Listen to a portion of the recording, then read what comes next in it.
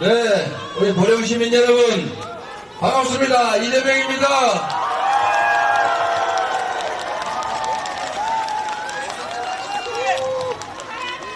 네, 제가 요즘 대선 때도 안 가던 곳을 많이 갑니다. 그때 대선 때 생각했던, 느꼈던 그 절박함보다 요즘의 절박함이 훨씬 큽니다. 이유는 그때는 더 좋은 나라를 만드는 게 꿈이었다면 지금은 이렇게 나라가 망가지도록 놔둘 수는 없다. 그 생각이 너무 큽니다, 여러분.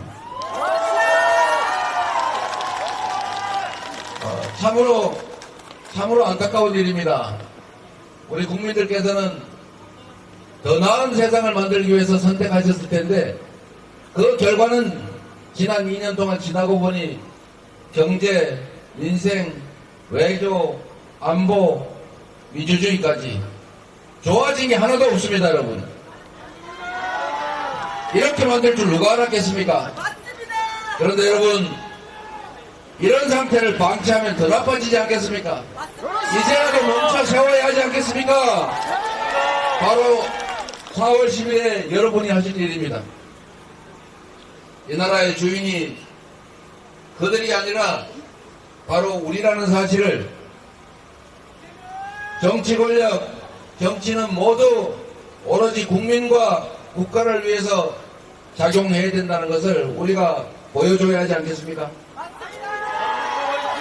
이 나라 주인이 누굽니까? 바로 여러분, 우리 자신 아니겠습니까? 대통령부터 국회의원들 모두가 행사하는 그 권력, 또 그들이 쓰는 모든 돈, 다 우리 국민들이 맡기고 우리 국민들이 낸 세금 아니겠습니까, 여러분? 그래서 여러분, 이제 우리가 이 나라 주인의 자리를 되찾아야 합니다. 네가 얼마 치니까 이 거기서 새끼야. 우리 자신들의 위치를 정확하게 하고 국민으로부터 위임받은 권력과 예산을 결코 자신들의 사적 욕망을 채우거나 자기 집단들의 이익을 추구하는 데 써서는 안 된다. 이걸 우리가 확실하게 보여줘야 하지 않겠습니까? 옆에 농어촌 기본소득 이런 말씀하고 계신데, 사실 정치가 해야 될 것은 우리 사회에 새로운 미래상을 제시하는 것 아니겠습니까? 우리가 이런 세상으로 가자. 국민들의 기본적인 먹을거리, 입을거리, 주거, 금융 이런 것들은 최소한 우리 공동체가 함께 책임지자. 어떤 사람은 부모 잘 만나서 은행에 가면 언제든지 수억 원씩 싸게 오랫동안 빌릴 수 있지만, 누군가는 부모 잘못 만나서 은행은커녕 제2금융권도 아니고 대부업체 쫓아다녀야 되고, 그것도 안 돼서 결국은 사채 빌려 쓰다가 결국 수천 % 이자 내야 되는 이런 이상한 세상. 이제는 그러지 말자. 우리 국민들의 기본적인 삶은 우리가 모두 책임지자. 그런 비전이라도 말해야 되지 않습니까? 그런데 윤석열 정부 뭐하고 있습니까? 술만 처먹고 있어. 겨우 하는 일이 부자들 세금 깎아주고, 부자들 세금 깎아주니까 당연히 재정이 부족할 것 아닙니까? 재정 부족하다고 R&D 예산 삭감해서 우리나라의 젊은 과학자들, 연구자들 해외로 탈출하게 만들지 않습니까? 이런 나라에 미래가 있습니까, 여러분? 서민들 먹고 살기 어렵다고 코로나 때 했던 것처럼 지역 화폐로 1인당 25만원씩, 가구당 100만원씩만 지급해서 동네 골목에서, 보령 시민은 보령시에서 골목에서 쓰게 하면 보령 경제도 살고 자영업자들, 동네 가게들도 살고 경제도 활성화되고 세금도 더 거치고 좋은 일 아닙니까? 맞습니다. 이런 거 하라고 세금 냈더니, 이런 거 하라고 권력 맡겼더니 그 권력으로 그들이 뭔 일을 했습니까? 부자들 세금 깎아준 것 말고 한 게 뭐가 있습니까, 여러분? 아무것도 없습니다. 13조 원은 없어서 못하겠다는데 1년에 십수조 원씩 세금 지금 깎아주고 있잖아요. 맨날 뉴스에 나오는 게 세금 깎아준다는 건데 이 중에 여러분 세금 깎아서 여러분 혜택 본 분 한 명이라도 손 한번 들어보세요. 없습니다. 세금을 수십조 원 깎아줬다는데 이 중에 득보신 분 세금 깎아서 내가 요만큼 이익 봤다 있어요? 저기 두 손으로 얻으실 거니까 2배로 받았다 그 말이에요? 전혀 그런 일이 없다 그 말이죠. 여러분 이게 뭘 말하는 것입니까? 그들이 행사하는 그런 세금을 깎아주는 권력, 예산을 배분하는 권력 다 우리가 맡긴 것 아닙니까? 우리 잘 살게 해달라고 한 거 아닙니까? 그런데 그들은 우리를 더 못 살게 했습니다. 경제 다 망가뜨렸잖아요. 민생 다 망쳤잖아요. 동네 골목에 가게가 살아남겠습니까? 이래서 물가가 천정부지로 올라서 바나나가 전 세계에서 우리나라가 제일 비싸답니다, 여러분. 바나나가 왜 비싼 거예요, 도대체? 우리나라에서 생산하는 것도 아닌데. 감자도 제일 비싸대요, 전 세계에서. 1등을 더 좋은 걸 해야 되는데, 물가 비싸기로 1등을 한두 개나 하는 게 아닙니다, 여러분. 사과도 제일 비싼데요. 1시간 일하면 최저임금으로 받는 게 9,800 몇십 원인데, 1시간 일해도 사과 한 개밖에 못 받는다는 겁니다. 이거 이상하지 않습니까, 여러분? 이런 거 관리하라고 우리가 권력 맡기고 세금 내지 않았어요? 우리 보령에도 아마 농사 짓는 분 많을 텐데, 오늘 오다 보니까 대파 들고 투표로 가면 안 된다고 선관위가 금지했다더라고요. 그러면 쪽파는 됩니까? 그래서 쪽파 들고 가려다 말았는데. 디올팩은 괜찮아요? 대파가 한 단에 875원 한다 그러면 사실 농민들이 875원 받고 팔아도 손해라서 농사를 질 수가 없지 않습니까? 우리도 아는 사실을 어떻게 모를 수가 있어요? 그리고 약 올리는 것도 아니고, 그게 한 단이 아니고 한 뿌리에 875원이라고 말했을 거라고. 바이든이 아니고 날리면일 거라고. 국민을 바보로 하는 것입니까? 국민을 이 나라의 주권자이고 지어만 두려워해야 될 존재라고 생각하면 그렇게 할 수 있겠습니까? 국민을 업신여기는 거 아닙니까?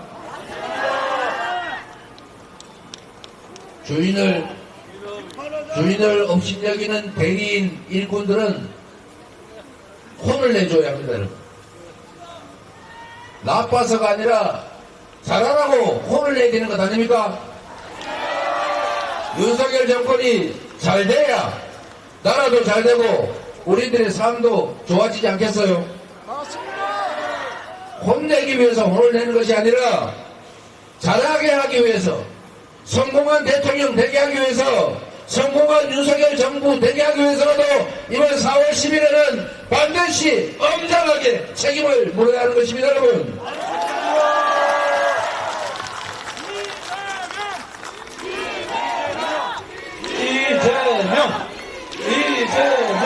이재명 보령 서천에 출마 안 합니다. 나소연이 출마합니다, 여러분.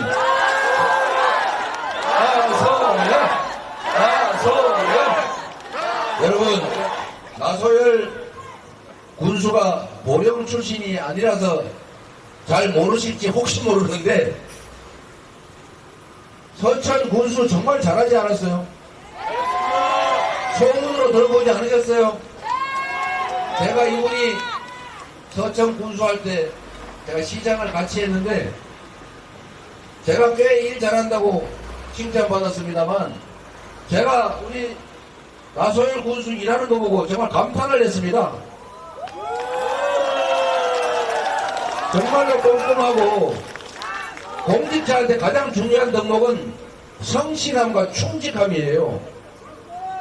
실력, 기술도 중요합니다. 잘 연대신 훌륭한 역량을 가지고 있는 건 분명한데, 문제는 정말로 지역사회와 우리 국민들을 사랑해서 존중해서 한시도 쉬지 않고 어떻게 하면 동네 잘 살게 할까? 어떻게 하면 동네 깨끗하게 할까? 어떻게 하면 쓰레기라도 하나 더 줄까? 어떻게 하면 주민들한테 세금 아껴서 한 푼이라도 더 돌아가게 할까? 정말로 애 많이 썼습니다. 그러니까 이 어려운 지역에서, 민주당 어려운 지역에서 상선다고 그러는 거 아닙니까? 일단 보령에서도 한번 써보시라니까요.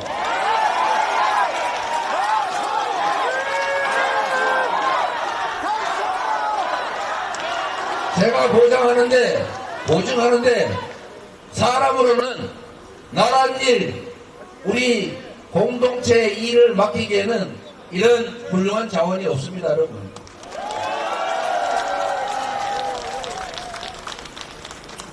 이번에 기회를 주십시오, 여러분.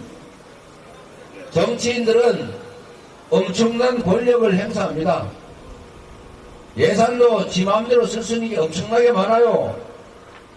우리 국민 여러 계신 분도 우리 임기 동안 나라에서 쓰는 세금이 1인당 5,700만 원쯤 된다고 합니다.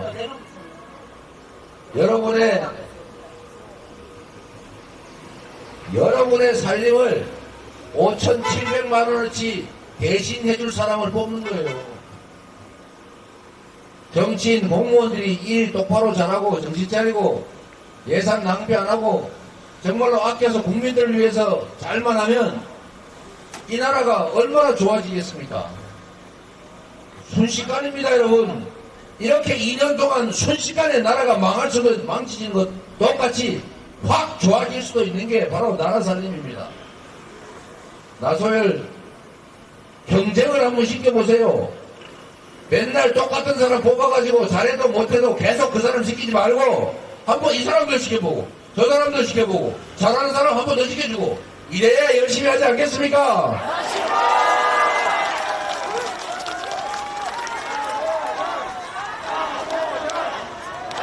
아니 우리가 밥 먹으러 가도 이 식당도 가보고 저 식당도 가보고 그러잖아요. 어떤 게 더 맛있나 어떤 게 더 싸고 맛있나. 그런데 아니 몇천 원 드는 식당도 우리가 골라서 20집 가보는데 이 나라 살림을 하는 나의 운명과 우리 자식들의 미래를 통째로 결정하는 그 엄청난 자리는 왜 한쪽만 하십니까, 여러분? 이제 나소열에게도 기회를 한번 주세요. 한번 맛을 보시고 다음에 결정하십시오, 여러분.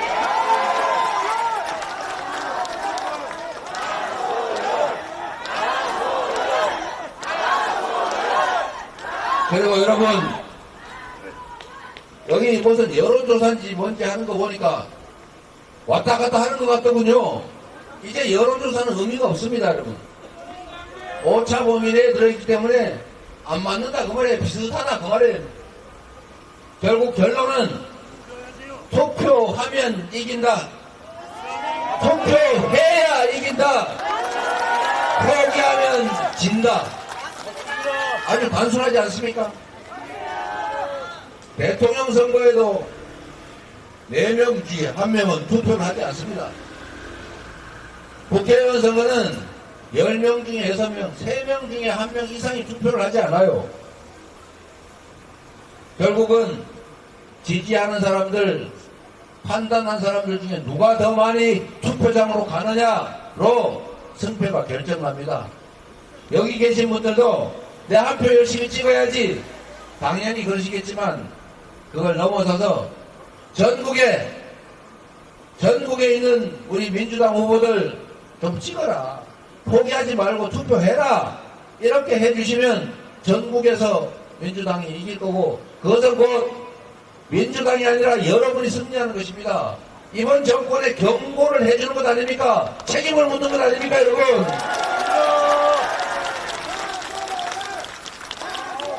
여러분 전화기에 한 분 보통 200~300명 이상 연락처 가지고 계세요. 저기 시골의 초등학교 친구, 저기 옛날 직장 동료, 우리 아버지의 삼촌의 선생님 등등 이 많은 분들한테 꼭 투표하라고 하십시오, 여러분. 투표를 하지 않으면 중립이 아닙니다, 여러분. 투표를 하지 않으면 여러분이 가진 이 대한민국 민주공화국 주권자로서의 권력이 특정 소수 기득권자의 몫이 됩니다. 희한하게도 이 나라는 부자도 재벌도 권력자도 저기 못 배우고 못 가진 힘없는 사람도 똑같이 한 표씩인데 이상하게도 선거만 끝나면 그 선출된 권력들이 보통 소수 기득권자를 편듭니다. 말씀드렸지 않습니까? 세금을 수십조 원을 깎아줬다는데 여기는 득본 사람이 하나도 없어요. 문제는 여기 계신 분들이 뽑는데도 그렇습니다. 뭐 부자 기득권자 힘센 사람은 또 투표권 뭐 수백 표 수천 표 가지고 있습니까? 똑같이 한 표인데 왜 국민으로부터 선출받은 그 권력들은 다수 국민을 편드는 게 아니라 소수 기득권자를 편들까? 이유는 아주 단순합니다, 여러분.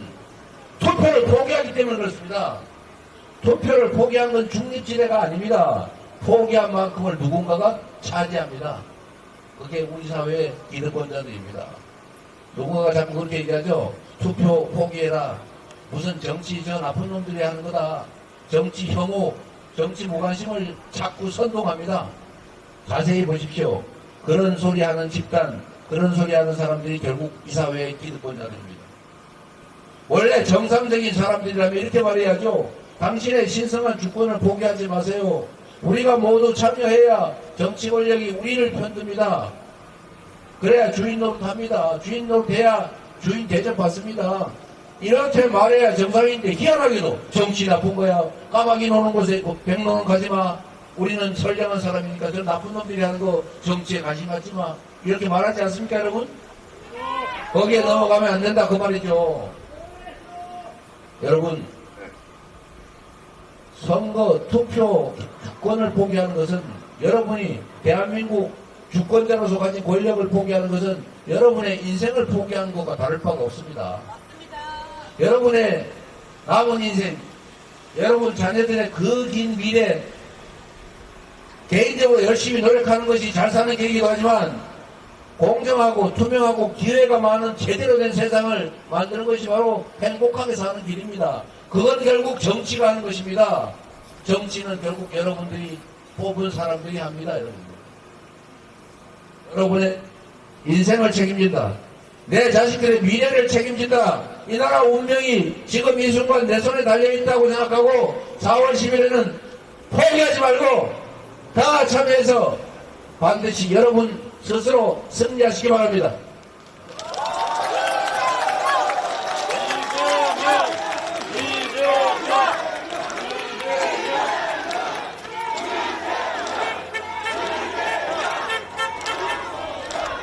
네, 그리고 여러분 보령도 서천도 잘 살아야죠. 첫 번째 과제는 대한민국이 균형 발전해야 됩니다. 서울에는 저도 혜택을 봅니다만 GTX라고 여러분은 뭐 잘 보지도 못할 건데 심층 고속철도 이거 노선 한 개 가는데 보통 8조 원에서 10조 원 듭니다.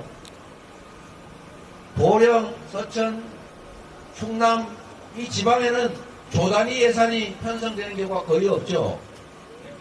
그런데 서울에는 GTX A 노선, B 노선, C 노선 거기다가 D 노선, E 노선, G 노선, F 노선 이렇게 계속 늘어갑니다. 여러분.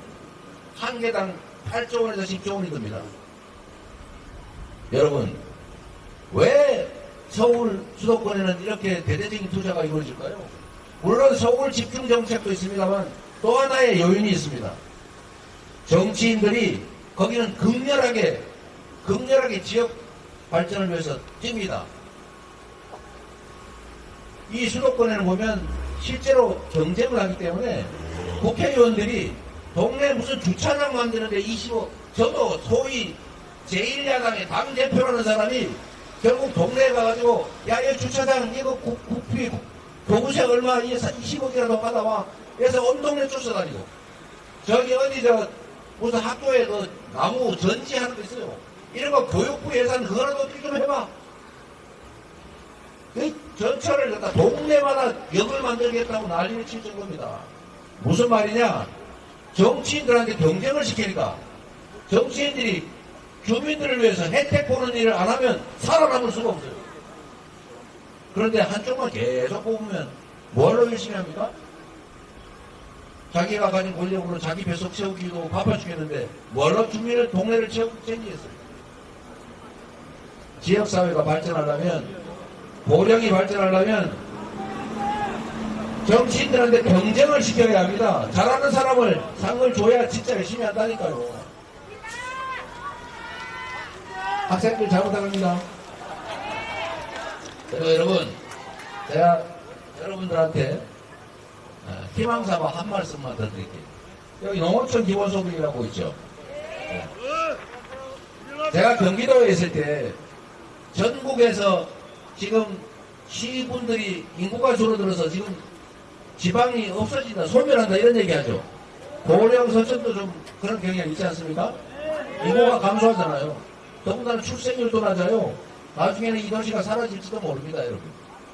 경기도에도 그런 지역이 있어요. 저기 접경 지역 중에 연천이라는 군이 있는데 그 중에 하나 청산면이라고 그 연천군 중에서도 정말 어려운 지역이 있습니다. 거기 계속 인구가 줄어들죠. 제가 경기도지사로 있을 때 이걸 했습니다. 청산면에 사는 사람은 아이 어른 직업이 있고 없고 소득 재산이 있고 없고 가리지 않고 똑같이 월 15만원씩을 지원한다. 그리고 이 15만원씩을 지역화폐로 지급해서 해당 지역에서만 쓴다 라고 해서 재작년부터 이걸 시행하고 있어요.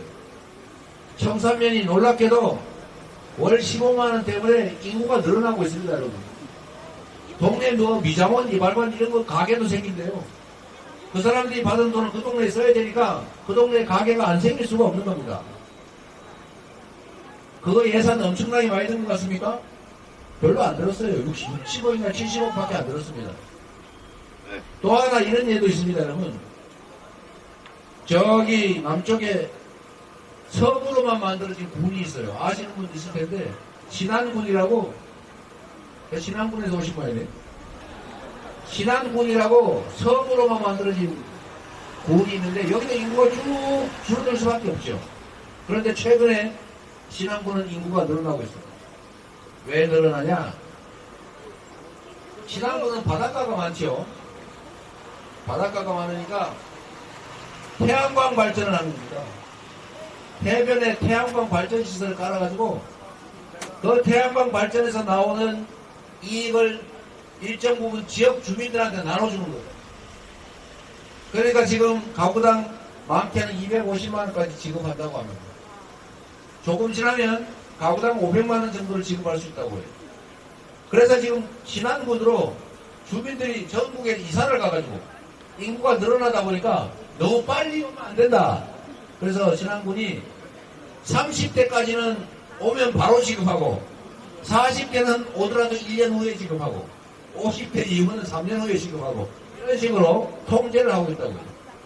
제가 드리고 싶은 말씀은 이 농어촌 기본소득이라고 하는 게 액수는 적지만 사실은 지방을 살리는 길이고 지역을 살리는 길이고 농촌을 살리는 길입니다. 여러분.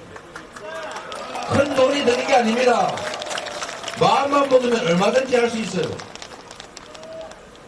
그리고 출발 시간도 있다고 하니까 얘기를 좀 줄여야 되겠는데 지금 이 정부가 얼마나 엉터리 정부인지를 하나만 말씀드리고 가겠습니다. 왜 심판해야 되는지를. 지금 전 세계가 재생에너지 때문에 난리죠. 화석연료, 즉 석유, 가스 이런 걸로 생산한 제품은 안 산다. 재생에너지로 생산한 제품만 산다. 이걸 RE100이라고 합니다. 전 세계 기업의 표준이 돼가고 있어요. 그래서 대한민국은 재생에너지가 8%밖에 안 되고 앞으로 재생에너지를 늘릴 계획이 별로 없어요. 이 정부는 재생에너지 생산 목표를 낮췄습니다. 그래서 대한민국은 수출국가인데 이 수출국가의 기축이라고 할 수 있는 수출기업들이 국내에서 생산하면 재생에너지가 없기 때문에 물건을 팔 수가 없어요. 생산기지를 해외로 옮기고 있습니다. 국내의 일자리가 어떻게 됩니까? 국내 경제가 망하겠죠? 이 정부가 이런 걸 하고 있어요. 그런데 지금 뭘 해야 되냐? 보령에 저 바닷가 어디 아무도 안 오는 그런 버려진 바닷가 아니면 저기 농촌에 도로 위, 제방 위, 논둑이, 밭둑이 이런 데에서 태양광 발전해서 자기가 쓰고 난 나머지는 팔 수 있게 하면 농사 짓는 것보다 훨씬 더 많이 남습니다, 여러분. 그렇게 팔 수 있도록 전력망을 깔아주면 우리 스스로 에너지 생산해서 쓰고 남는 거 팔 수 있어요. 에너지 고속도로, 전기를 팔 수 있도록 전력선만 깔아라. 정부가 지금 이런 불경기 때 그런 거 해야 되지 않습니까? 맞습니다. 그런 거라면 재생에너지도 확보하지요. 농촌도 살지요. 수입도 대체해서 에너지 수입으로 무역적자 막을 수 있지 않습니까? 에너지 관련 기업들이 활동을 하겠죠. 경제가 삽니다, 여러분. 이럴 때 정부가 나서 투자해야 됩니다. 그런데 오히려 에너지 산업들을 탄압하고 있어요.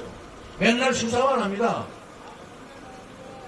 이런 정부를 계속 방치하면 여러분의 삶도 피곤해질 뿐만 아니라 여러분 자녀들 취업하기도 어려워지고 아이 낳아서 기르기도 점점 어려워진다. 미래와 희망이 없어진다. 아시겠습니까? 잘 알고 계시잖아요. 그래서 이번 4월 10일에는 이제는 멈춰라 제발. 스톱! 이제 멈추고 다시 원래 우리 가던 길 가자.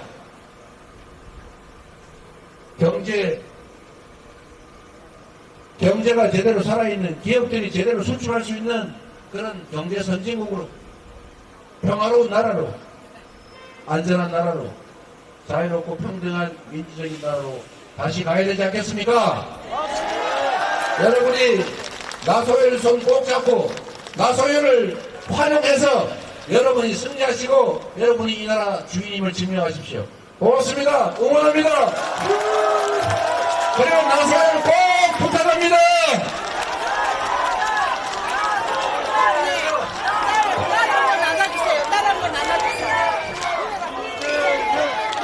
자, 우리 큰딸입니다. 큰딸 여원 씨와, 네. 감동적인, 네, 모습입니다. 네. 자, 여러분, 다시 한번 뜨겁게 박수 보내주십시오!